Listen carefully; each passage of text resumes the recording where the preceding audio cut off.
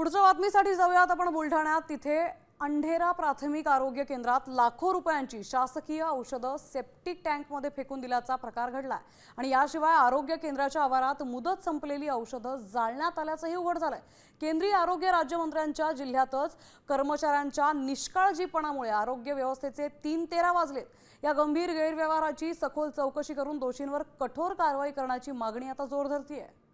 तर याचा थेट आढावा घेतलाय आमचे प्रतिनिधी संजय जाधव यांनी। आपण पाहूयात।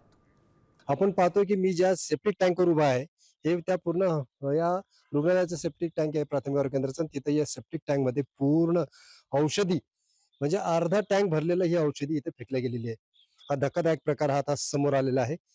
पूर्णपणे यामध्ये जे टँक आहे हे पाण्याचं टँक आहे, जी घाण आलेली आहे तिकडची त्या टँक मध्ये हे पूर्ण सेप्टिक टँक मध्ये ही सगळी औषधी इंजेक्शन असतील, त्यामध्ये काही औषधीच्या बाटल्या असतील, काही टॅबलेट असतील, हे पूर्ण भरलेलं आहे।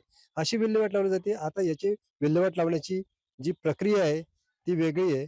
त्यामध्ये बायोवेस्ट मेडिकलच्या गाड्या येतात, त्या गाड्या तिथे घेऊन जातात, एका याला दिलेले आहे ते, आणि इथे हे अशी विल्हेवाट लावली जाते। म्हणजे किती कठीण आहे।